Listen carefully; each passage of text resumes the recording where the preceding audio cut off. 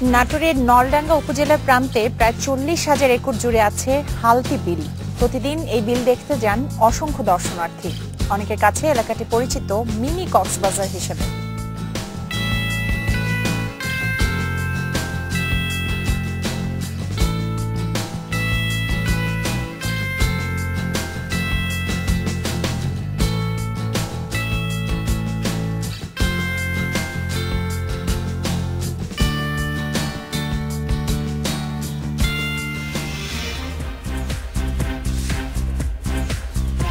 এই এক ঘন্টা আপনাদের সঙ্গে আছে আমি খালেদ মহিউদ্দিন। সবশেষে খবর, আলোচনা বিশ্লেষণ নিয়ে থাকছি আমি কাজী মহুয়া।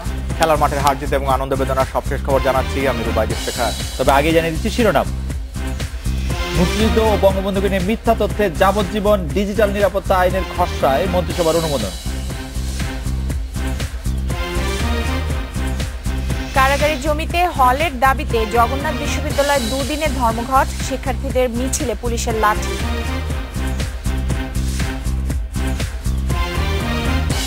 অস্ত্রোপচার শেষে দেশে ফিরেছেন মুস্তাফিজ, 4 সপ্তাহ পর শুরু হচ্ছে পুনর্বাসন প্রক্রিয়া।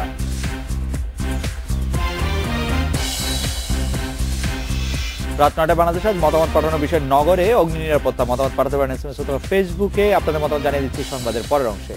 মুক্তিযুদ্ধের ইতিহাস ও বঙ্গবন্ধুকে নিয়ে অনলাইনে মিথ্যা তথ্য দিলে যাবজ্জীবন কারাদণ্ড 1 কোটি টাকা জরিমানা করা হবে। এছাড়া সরকারের গুরুত্বপূর্ণ তথ্য হ্যাক বা ধ্বংসের চেষ্টায় সর্বোচ্চ শাস্তি 14 বছরের কারাদণ্ড। এসব বিধান রেখে ডিজিটাল নিরাপত্তা আইনের খসড়ায় নীতিগত অনুমোদন দিয়েছে মন্ত্রিসভা।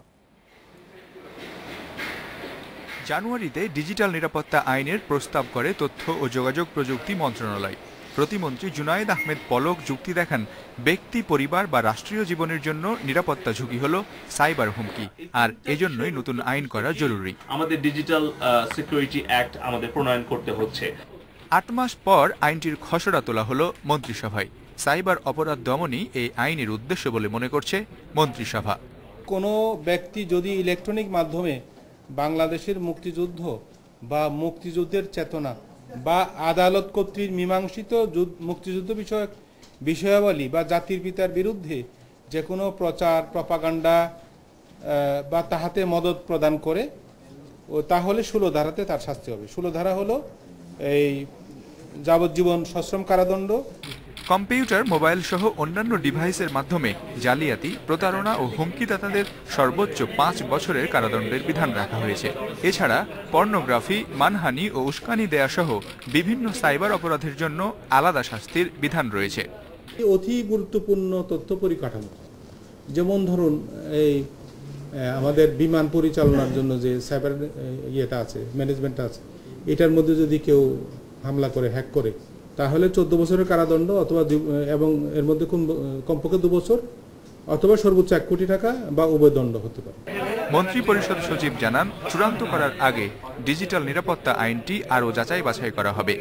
আইনমন্ত্রীকে দায়িত্ব দেওয়া হয়েছে যে এগুলো আরেকটু যাচাই বাছাই করে ঠিকঠাক করা। Mizanur Rahman, independent news, Dhaka.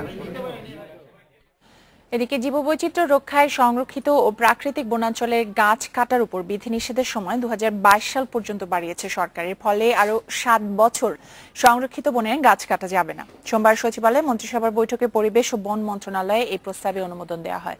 গাছ কাটায় বিধিনিষেধ 2025 সাল পর্যন্ত বহাল রাখার প্রস্তাব করা হলে 2022 সাল পর্যন্ত মেয়াদ বাড়ানো হয়। সংরক্ষিত ও প্রাকৃতিক বনাঞ্চলের গাছ কাটায় নিষেধাজ্ঞার মেয়াদ গত বছর 31 ডিসেম্বর শেষ হয়। নতুন বিধিনিষেধ গত 1 জানুয়ারি থেকে কার্যকর করা হয়েছে। এছাড়া আবহাওয়া বিষয়ক আইনের খসড়াতেও নীতিগত অনুমোদন দিয়েছে মন্ত্রিসভা।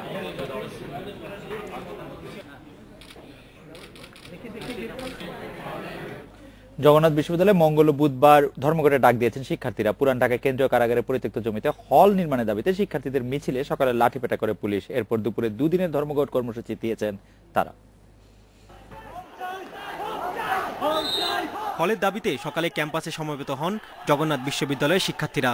পরে তারা মিছিল নিয়ে প্রধানমন্ত্রী বরাবর স্মারকলিপি দিতে সচিবালয়ে যাওয়ার পথে সকাল 10:15টার দিকে বংশাল মোড়ে পুলিশ তাদের বাধা দেয়। শিক্ষার্থীরা ব্যারিকেড ভাঙার চেষ্টা করলে লাঠিপেটা ও টিয়ার সেল ছোড়ে পুলিশ। কয়েকটি ফাঁকা গুলির শব্দ এ সময় শোনা গেছে। এরপর বিক্ষুব্ধ শিক্ষার্থীরা জনসন রোডে অবস্থান নিয়ে প্রায় 4 ঘন্টা বিক্ষোভ করে। এ সময় পুরো এলাকায় বন্ধ ছিল যান চলাচল। এত শান্তিপূর্ণভাবে দিনের পর দিন এতগুলো ছেলে মেয়ে কষ্ট করে আন্দোলন করছে, আজকে আমাদের 21 দিন চলছে আন্দোলনে, তখন আমাদের উপর প্রশাসন এই ধরনের একটা হামলা করলো। আপনাদের প্রতিনিধির মাধ্যমে আপনাদের দাবিগুলো আপনারা তুলে ধরুন, কিন্তু তারা আমাদের কথায় কর্ণপাত না করে পুলিশ ব্যারিকেড ভেঙে পুলিশের উপর চড়াও হয়ে সেখান থেকে তারা রায় সাহেব বাজার চলে আসে। বেলা 2:15টার দিকে শিক্ষার্থীরা অবরোধ তুলে নিয়ে বিশ্ববিদ্যালয়ে অনির্দিষ্টকালে ধর্মঘটের কর্মসূচি ঘোষণা করেন। তবে পরে শিক্ষার্থীদের পক্ষ থেকে জানানো হয় মঙ্গল ও বুধবার ধর্মঘট করবেন তারা। ক্লাস পরীক্ষা কোনো কিছু হবে না, ইভেন একটা কাগজ পর্যন্ত ফটোকপি হবে না।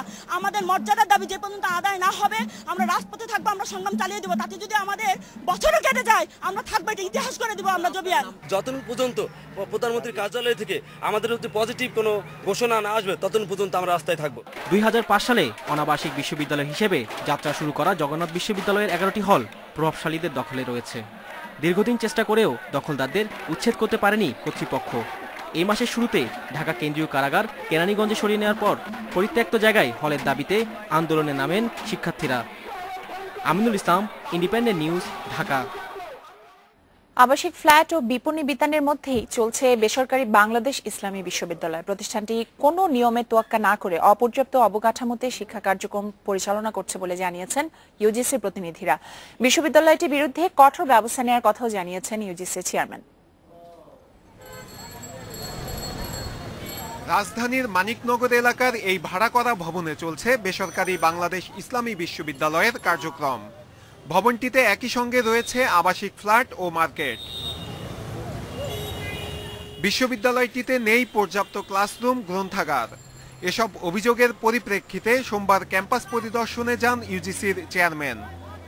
একেবারে গ্রাউন্ড ফ্লোর থেকে 8 তলা পর্যন্ত সবগুলো ফ্যামিলি বাসা, আর আরেক পাশে বাম পাশে হচ্ছে ওই বিশ্ববিদ্যালয়ের ক্লাসরুম, অফিস ইত্যাদি।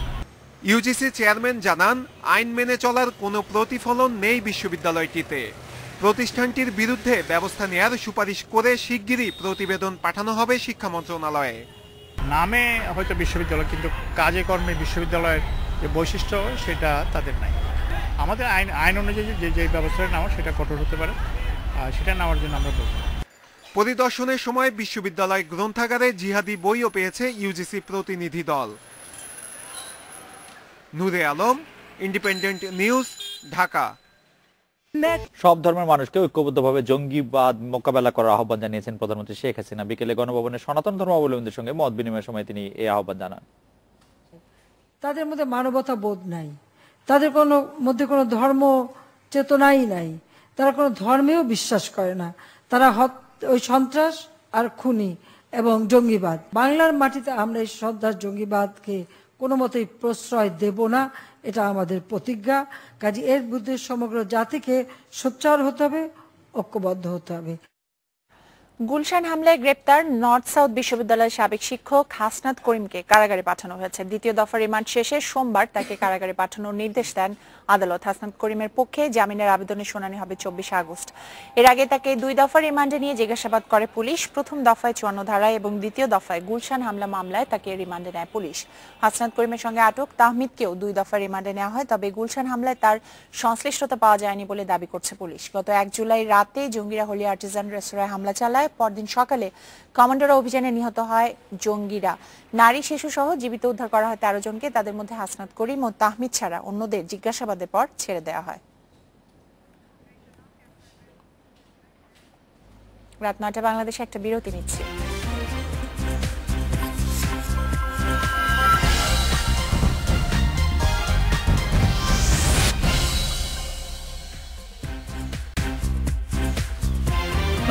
আমরা ফিরে এলাম রাত 9টায় বাংলাদেশে। রাজধানীর বসুন্ধরা শপিং মলের আগুন পুরোপুরি নেভাতে আজও কাজ করেছে ফায়ার সার্ভিস। আগুনের ক্ষতির পরিমাণ এখনো বের করা যায়নি। ক্ষতিগ্রস্ত দোকান মালিকদের অভিযোগ, বসুন্ধরা কর্তৃপক্ষের গাফিলতিতেই বারবার আগুন লাগছে মার্কেটে। বসুন্ধরা সিটির সামনে ক্রেতা নয়, ছিল ক্ষতিগ্রস্ত দোকান মালিক আর কৌতূহলী মানুষের ভিড়। আর ভেতরে কাজ করছে ফায়ার সার্ভিসের কর্মীরা। প্রায় 24 ঘন্টায় আগুন পুরোপুরি নিভেছে। আগুন লাগার কারণ এখনো বের হয়নি। তদন্তে নেমেছে ফায়ার সার্ভিসের কমিটি। আগুন দ্রুত ছড়িয়ে পড়ার পেছনে বসুন্ধরা সিটি কর্তৃপক্ষের গাফিলতিকেই দায়ী করছেন দোকান মালিকরা। একমাত্র গাফিলতির কারণে ভাই এই কাজটা হয়েছে। যদি আমাদের বলতো আপনারা সহযোগিতা করেন যে আপনার আগুনটা তাদের নিবানো যায়, কিন্তু আমাদেরকে সেই স্কোপটা তারা দাঁড়িয়ে দেয়নি। সেই সুযোগটা দিলে তাহলে আমাদের এত ক্ষয়ক্ষতি হতো না, আমরা পথে বিকেড়ে এসে গেছি। দোকান মালিক সমিতির দাবি, বিপুল পরিমাণ ক্ষতি হয়েছে তাদের। ক্ষতিগ্রস্ত ব্যবসায়ীদের সহায়তা দেওয়ার দাবি জানিয়েছে সমিতি। আমরা কয়েকজনের সাথে আলাপ আলোচনা করেছি, ওনারা যে ব্যাখ্যা দিয়েছে মোটামুটি একটা বড় ধরনের ক্ষয়ক্ষতি হয়েছে। এ ব্যাপারে আমরা আশা ব্যক্ত করছি যে ওনারা সশরীরে এসে সাধারণ ক্ষতিগ্রস্ত ব্যবসায়ীদের জন্য একটা সার্বিক সাহায্য সহযোগিতা করবে। বসুন্ধরা গ্রুপের ব্যবস্থাপনা পরিচালক সায়েম সোবহান শপিং মল দেখতে আসেন। পরে বসুন্ধরা কর্তৃপক্ষ জানায় টেকনিক্যাল কমিটি বৈঠক করে মার্কেট খোলার বিষয়ে সিদ্ধান্ত নেবে। রোববার বেলা 11টার দিকে বসুন্ধরা সিটির 6 তলায় আগুন লাগে। এর আগে আরও 3বার আগুন লেগেছিল বসুন্ধরায়। কাজী শামীম হাসান, ইন্ডিপেন্ডেন্ট নিউজ, ঢাকা। এদিকে রাজধানীর মিরপুরে পূর্ব মণিপুরে একটি পর্দার দোকানে আগুনে গুরুতর আহত মামুন হাসপাতালে মারা গেছেন। তিনি এই ভবনের একটি রিয়েল এস্টেট কোম্পানির অফিস সহকারী ছিলেন। সকাল 8:30টার দিকে দোকানটিতে আগুন লাগার পর ফায়ার সার্ভিসের 6টি ইউনিট 1 ঘন্টা চেষ্টায় আগুন নিয়ন্ত্রণে আনে। দুর্ঘটনার কারণ প্রাথমিকভাবে নিশ্চিত করতে পারেনি তারা। ফায়ার সার্ভিস জানিয়েছে আগুনের কারণ ও ক্ষতির পরিমাণ বের করার চেষ্টা চলছে। নিহত মামুনের মরদেহ তার গ্রামের বাড়ি বরিশালের বাবুগঞ্জে নিয়ে গেছে স্বজনেরা। খেলাধুলার খবর জানাতে রুবাই দেশটাকার আছেন আমাদের সঙ্গে। রুবাই, কি কি খবর আছে? মুস্তাফিজ ফিরে এসেছেন, সেটা অবশ্যই মুস্তাফিজ ফিরে এসেছেন, সেটা নিয়ে তো আমরা কথা বলবোই। আর মুস্তাফিজ ফিরে এসেছেন এটাই আসলে খবর, যে তিনি সুস্থভাবে ফিরে এসেছেন, তার সার্জারিটা সাকসেসফুল হয়েছে। এছাড়া কিন্তু আজকে অলিম্পিকটাও শেষ হয়ে গেল, সেদিকে একটু মহুয়ার মন খারাপ, আমি জানি অলিম্পিকটা মিস করবেন। আমারও কিছুটা মনে হচ্ছে যে আরো কয়েকটা দিন থাকলে ভালোই হতো। যাই হোক, সেই খবরগুলো জানাবো, তবে তার আগে একটা বিরতি নিতে হচ্ছে, আর যখন ফিরবো তখন আরো জানাবো। টোকিওর অপেক্ষায় জমকালো আয়োজনে পর্দা নামল রিওর শেষ দিনেও যুক্তরাষ্ট্রের প্রাধান্য।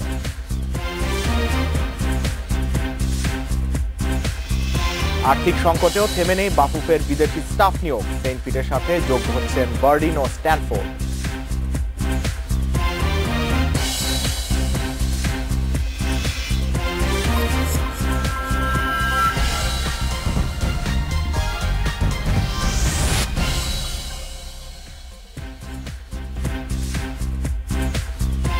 নটা 26 মিনিটে ফিরে এলাম খেলাধুলার সবশেষ কিছু খবর নিয়ে। কাঁধের সফল অস্ত্রোপচার শেষে দেশে ফিরেছেন মুস্তাফিজুর রহমান, তবে এখনই তার পুনর্বাসন প্রক্রিয়া শুরু হচ্ছে না। 4 সপ্তাহ পর জাতীয় দলের ট্রেনার ও ফিজিওদের অধীনে কাজ শুরু করবেন মুস্তাফিজ।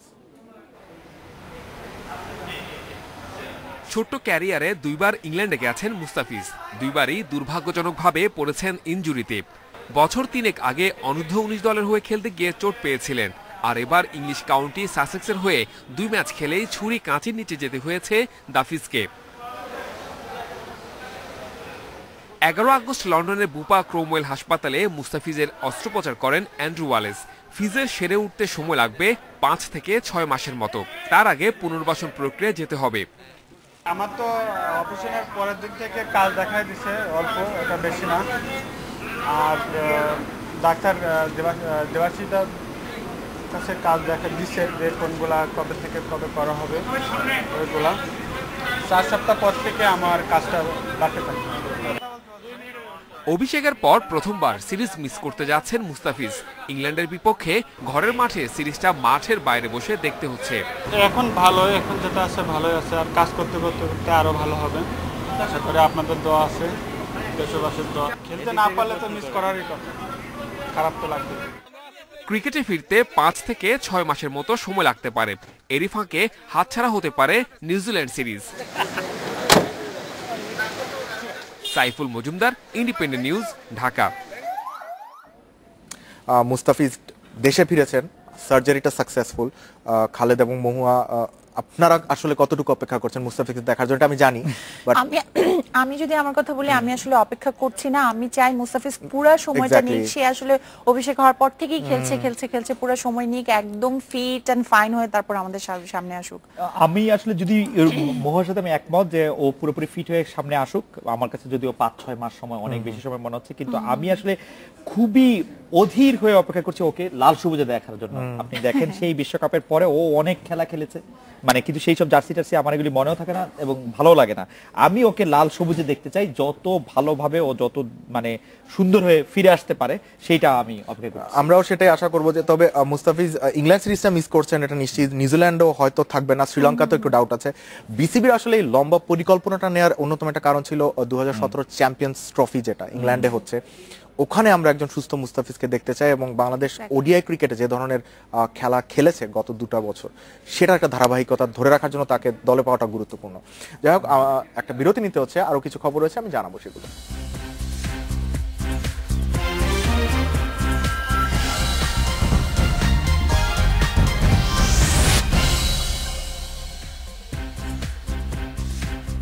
জমকালো অনুষ্ঠানের মধ্যে দিয়ে পর্দা নামলো রিও অলিম্পিকের। রিও ডি জেনেরোর মারাকানা স্টেডিয়ামে বাংলাদেশ সময় ভোর 5টায় শুরু হয় অনুষ্ঠান, চলে 7:30 পর্যন্ত। মুগ্ধতা ছড়ায় ব্রাজিলিয়ান মডেল গায়কদের পরিবেশনা।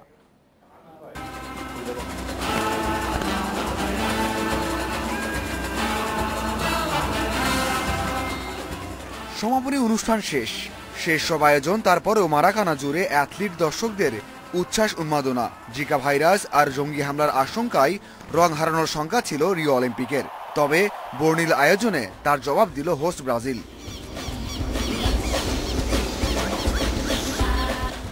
মনোমুগ্ধকর উদ্বোধনী অনুষ্ঠান প্রত্যাশা বাড়িয়ে দিয়েছিল সবার, তবে সমাপনী নিয়ে আগে থেকে কিছু না জানানোই তৈরি হয়েছিল কৌতূহল। শুরু থেকে জমকালো অনুষ্ঠানের আভাস পায় মারাকানার গ্যালারি।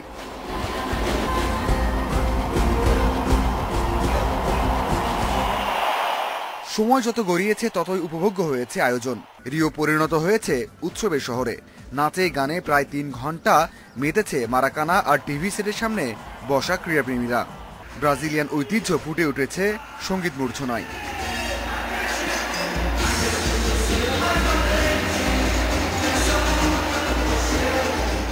শুধু নাচ আর গান নয়, এক ঝলকে বিগ স্ক্রিনে ফুটিয়ে তোলা হয়েছে 206 দেশের 11,303 অ্যাথলিটের স্মরণীয় নানা মুহূর্ত।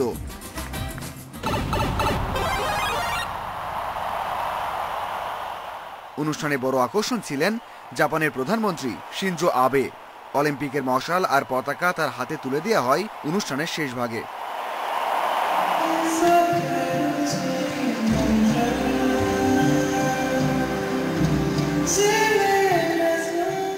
এরপর ডি ক্রাস্টার গানের তালে নিভে যায় রিও অলিম্পিকের মশাল, যাতে বলতে হলো বিদায় ব্রাজিল, স্বাগত জাপান।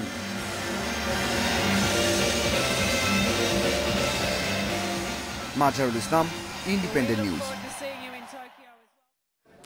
কর্মকর্তা কর্মচারীদের বেতন দিতে না পারলেও 4 জন বিদেশি কোচিং স্টাফ নিয়োগ দিয়েছে বাংলাদেশ ফুটবল ফেডারেশন। আপাতত 2 মাসের জন্য নিয়োগ দিলেও হেড কোচ টম সেইনফিটকে দীর্ঘমেয়াদে রেখে দিতে চায় বাফুফে। সোমবার আনুষ্ঠানিকভাবে পরিচয় করে দেওয়া হয় কোচ টম সেইনফিট ও টেকনিক্যাল ও স্ট্র্যাটেজিক ডিরেক্টর পল স্মলিকে। কোচ নিয়ে বাফুফের উচ্চাবিলাসী চিন্তাভাবনা নতুন কোনো বিষয় নয়, যার খেসারতটা আগেও দিতে হয়েছে ফেডারেশনকে। সাবেক সহকারী কোচ রেনে কোস্টারের বকেয়া বেতন পরিশোধ না করায় 1 লাখ ইউরো জরিমানা গুনতে হয় ফেডারেশনকে। গত 3 মাস ধরে বাফুফের কর্মকর্তাদের কোনো বেতন দিতে পারছে না ফেডারেশন। এরই মধ্যে 4 জন কোচ নিয়োগ কতটা যুক্তিযুক্ত সেটা বুঝতে পারছে না অনেকেই। টেকনিক্যাল ও স্ট্র্যাটেজিক ডিরেক্টর পল স্মলিয়ের পর সেইনফিটের সাথে 2 মাসের চুক্তি করেছে ফেডারেশন। তার সহকারী হিসেবে নিয়োগ দেওয়া হয়েছে জাকারিয়া বাবুকে। স্বল্প সময়ের জন্য নিয়োগ পেলেও আমি আত্মবিশ্বাসী ভুটানকে হারিয়ে এশিয়ান কাপে যোগ্যতা অর্জন করব। দলের সবাই পেশাদার ও প্রতিশ্রুতিশীল, যা সফলতা আনতে সাহায্য করবে। টম বাংলাদেশের হয়ে বেশ ভালো করবে। ওর ক্যারিয়ার দারুণ সাফল্যমণ্ডিত। এমন একজন কোচের সাথে কাজ করতে পারা বিশেষ কিছু। সেইনফিটকে নিয়ে নাইজেরিয়া বাফুফের টানাটানি নতুন কোনো বিষয় নয়। এত কাঠখড় পোড়ানোর পর তাকে স্বল্প সময়ের জন্য কেন দায়িত্বে রাখা হলো সেটা জানা গেল সহসভাপতির কাছ থেকে। সাফল্যের সাথে কিন্তু সম্পর্কযুক্ত না। এটি হচ্ছে 2 মাস আমরা কাজ করে দেখবো আমাদের একজন অপরজনের সাথে কিরকম আমাদের সম্পর্ক স্থাপিত হয়। সার্বিক বিচারে আমাদের পরের কাজগুলো আমরা এগিয়ে নিয়ে যাব। আমাদের বিশ্বাসে যখন এখানে এসছে 2 মাসের জন্য, আমাদের বিশ্বাস আমরা হয়তো আরো সামনে এগিয়ে যেতে পারবো। সোমবার চলে এসেছেন ফিটনেস কোচ রিয়েটো বার্ডিন। একদিন পর আসছেন গোলকিপিং কোচ রায়ান স্ট্যানফোর্ড। নতুন স্টাফরা খুব বেশি সময় পাচ্ছে না নতুন অ্যাসাইনমেন্টের জন্য। 6 সেপ্টেম্বর এএফসি এশিয়ান কাপের বাছাই পর্বে প্লে অফের ম্যাচে ভুটানের মুখোমুখি হবে বাংলাদেশ। ফিরতি লেগ হবে 10 October. Saiful Majumdar, independent news, Dhaka. এই ছিল আমার কাছে খেলাধুলার সবশেষ আপডেট। অন্যান্য কিছু খবর জানাচ্ছেন মহুয়া এবং খালেদ। রুবাইদ, আপনাকে ধন্যবাদ। রাজধানীর আজমপুরে চাকরি দেবার কথা বলে টাকা হাতিয়ে নেওয়া প্রতারক চক্রকে আটকের দাবি করেছে র্যাব। অভিযানে উদ্ধার হয়েছে তাদের হাতে জিম্মি 110 জন। আগামীতেও এই ধরনের অভিযান চলবে বলে জানিয়েছে র্যাব। এরা কেউ শিক্ষার্থী, কেউ বা বেকার, চাকরির আশায় টাকা দিয়েছিল উত্তরার স্মুথ বাংলাদেশ প্রাইভেট লিমিটেড নামের এই অফিসে। চাকরি তো দূরের কথা, উল্টো টাকা ফেরত চাওয়ায় এদের আটকে রাখা হয়েছে 2 থেকে 3 মাস। ভুক্তভোগীদের অভিযোগ, প্রত্যেকের কাছ থেকে নেওয়া হয়েছে অন্তত 30 থেকে 40 হাজার টাকা। টাকা ফেরত চাওয়ায় উল্টো মারধর করে মামলা দেবার হুমকি দিয়েছে প্রতারক চক্র। আমি 42,500 এইভাবে সবাই দিতেছে। আমাদের এখানে 200-300 লোক আছে, সবাই এইভাবে দিয়ে আসছে। এখানে আমাদেরকে স্মুথ প্রাইভেট বাংলাদেশ লিমিটেডে নিয়ে আসা হয়েছে চাকরির লোভ দেখিয়ে, এবং আমার প্রায় 24-25 দিনের মতো হচ্ছে। আমার থেকে অনেক টাকা 45,000 মতো টাকা নেওয়া হয়েছে, এবং ওনারা চাকরি দিবেন বলে এখানে আমি না প্রত্যেকটা লোককে নিয়ে আসছে, এবং এখান থেকে যেন কোনো লোক বের না যেতে পারে সেজন্য ওনাদের অনেক কৌশল আছে। অভিযানের আগেই পালিয়ে যায় প্রতিষ্ঠানটির মালিক। তবে আটক হয়েছে প্রতারক চক্রের 11 সদস্য। পলাতকদের ধরতে কাজ করছে র্যাব। প্রলোভন দিয়ে চাকরি দেওয়ার শর্তে এখানে এনেছে, আনার পরে কারো কাছে 20,000, কারো কাছে 40,000, কারো কাছ থেকে 3 লাখ টাকা পর্যন্ত আদায় করেছে। আদায় করার পরে তারা যখন টাকা দিয়েছে, এরা একটা বাইন্ডিংসে পড়ে গেছে, তখন এদেরকে চাকরি দিচ্ছে না, অথচ আটকিয়ে রাখতেছে এবং বলছে যে তুমি আরও 2 জন লোক আনো। আরও 2 জন লোক আনলে দেখা যাচ্ছে যে 30-60 অথবা বেশি নিতে পারলে 40-80 টাকা নিতে পারবে। আটকদের বিরুদ্ধে রাজধানীর দক্ষিণখান থানায় মামলা হয়েছে। Abdullah Al Rafi, independent news, Dhaka. রাজধানীর উত্তরের দক্ষিণখানে আশিয়ান সিটি আবাসন প্রকল্পের কার্যক্রমের উপর নিষেধাজ্ঞা দিয়েছে আপিল বিভাগ। শুনানি না হওয়া পর্যন্ত প্লট বরাদ্দ বা বিজ্ঞাপন প্রচারেও নিষেধাজ্ঞা দেওয়া হয়েছে। প্রধান বিচারপতি এস.কে. সিনহা সহ 5 সদস্যের বেঞ্চ এই আদেশ দেন। হাইকোর্টের রায় কার্যকারিতাও স্থগিত করেছে আপিল বিভাগ। রিটকারী সংগঠন বাংলাদেশ পরিবেশ আইনবিদ সমিতি ও রাষ্ট্রপক্ষের করা 2টি আবেদনের শুনানি শেষে এই আদেশ দেয় আপিল বিভাগ। 2014 সালে প্রকল্পকে অবৈধ ঘোষণা করে হাইকোর্ট। পরে আশিয়ান সিটি কর্তৃপক্ষের রায় পুনর্বিবেচনার আবেদনের পরিপ্রেক্ষিতে গত 16 আগস্ট হাইকোর্টের বৃহত্তর বেঞ্চ আগের রায় বাতিল করে। আশিয়ান সিটির সপক্ষে হাইকোর্ট যে রায়টি দিয়েছিল সেটি চ্যালেঞ্জ করে আমরা আপিল বিভাগে একটি সিএমপি দায়ের করেছিলাম, এবং আপিল বিভাগ আজকে ওই হাইকোর্টের দেওয়া রায়কে স্থগিত করেছে। একই সাথে আশিয়ান সিটি প্রকল্পের সকল কার্যক্রমের উপর সকল বিবাদীদের উপর নিষেধাজ্ঞা আরোপ করেছে। ফলে আশিয়ান সিটির যাতে এই ব্যাপারে কোনো রকম বিজ্ঞাপন না দেয়, কোনো রকম জায়গা জমি বিক্রি করার পদক্ষেপ না নেয়, বা জায়গার কোনো রকম পরিবর্তন না করতে পারে, এই সমস্ত বিবিধ অন্যান্য কিছু আদেশও আদালত দিয়েছেন। ফলে এখন জমিটা যেভাবে আছে সেভাবেই থাকবে। আরো খবর জানানোর আগে নিচ্ছি একটি বিরতি। আর বিরতি পর জানিয়ে দিচ্ছি, পোশাক সহ বিভিন্ন খাতে বড় বিনিয়োগে আগ্রহী চীন। 17টি পণ্যের শুল্ক ছাড় চায় বাংলাদেশ।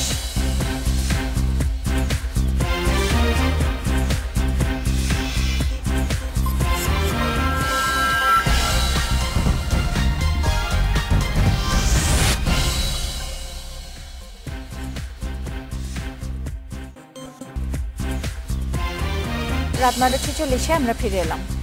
বাংলাদেশে পোশাক খাত ও বিশেষ অর্থনৈতিক অঞ্চলে বড় ধরনের বিনিয়োগে আগ্রহ প্রকাশ করেছে চীন। অংশীদারি ভিত্তিতে বিনিয়োগ করতে চায় দেশটি, তবে বিনিয়োগের পরিবেশ উন্নয়নের আহ্বান জানিয়েছেন চীনা প্রতিনিধিরা।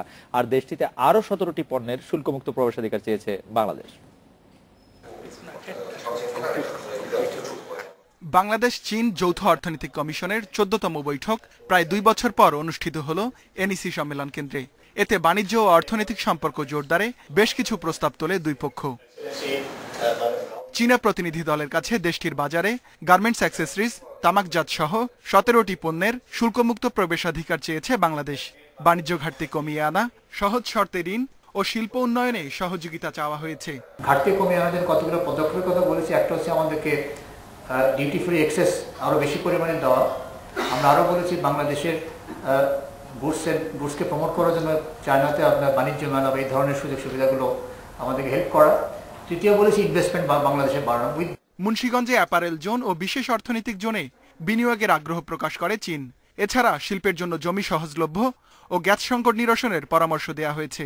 ইনভেস্টর হিসেবে তারা আসতে চায় এবং সেটা আমরা এনকারেজ করেছি। Plus even Chinese companies can take equity আপনার, তারা 1% ইকুইটিতে যারা আসতে চায়, তারা 100% ওনারশিপ যেমন চায়, একটা সার্টেন পার্সেন্টেজ ইকুইটিতে আসতে চায়, যেটা করলে পরে আমরা আমাদের ফাইন্যান্সিংটা অনেক বেশি ইজিয়ার হবে। ফায়ার সার্ভিসকে শক্তিশালী করতে চীনের 1000 ফায়ার ফাইটিং মোটরসাইকেল দেওয়ার বিষয়ে একটি সমঝোতা সই হয় বৈঠকে। Ruhul Amin, independent news, Dhaka. নগরে অগ্নি নিরাপত্তার বিষয়ে আপনাদের মতামত জানতে চেয়েছিলাম আমরা। হাসনাত বলছেন আগুন নেভাতে পানির বিকল্প নেই, সুতরাং প্রতিটি প্রতিষ্ঠানে আগুন নেভানোর জন্য পানির ব্যবস্থা রাখা উচিত। সব আগুন হয়তো পানিতে নেভানো যাবে না।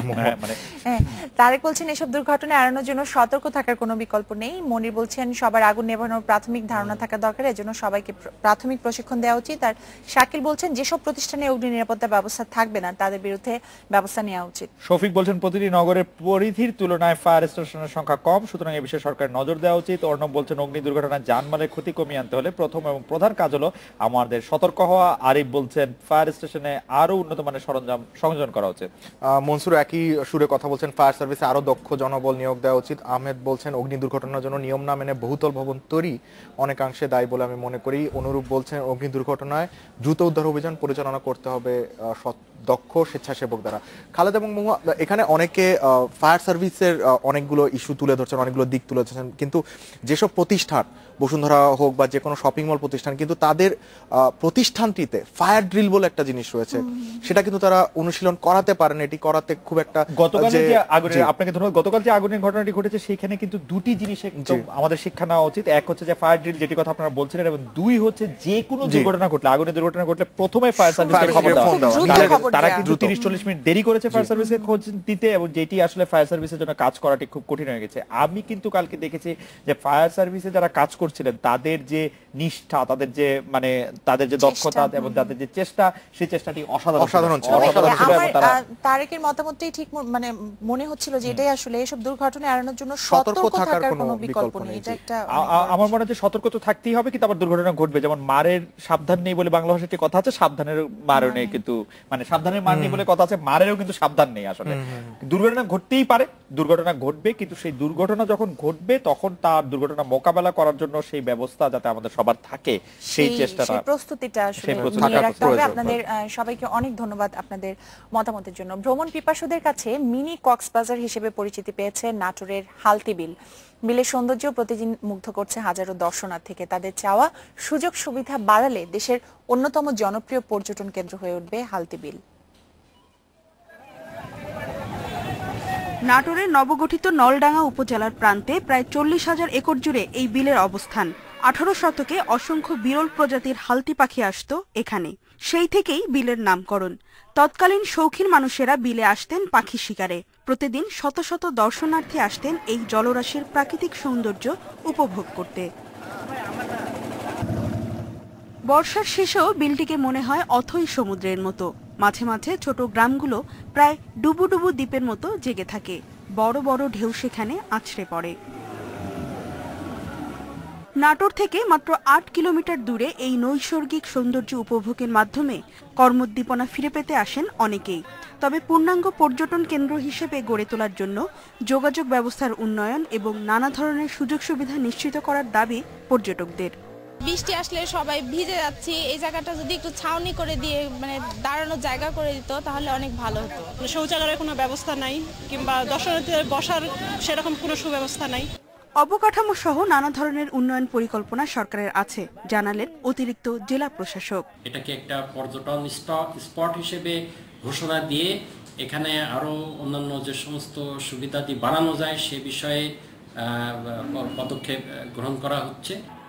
দর্শনার্থীদের জন্য বিলে এরই মধ্যে চালু করা হয়েছে স্পিড বোট, আছে নৌকা ও ট্রলারে ঘোরার ব্যবস্থাও।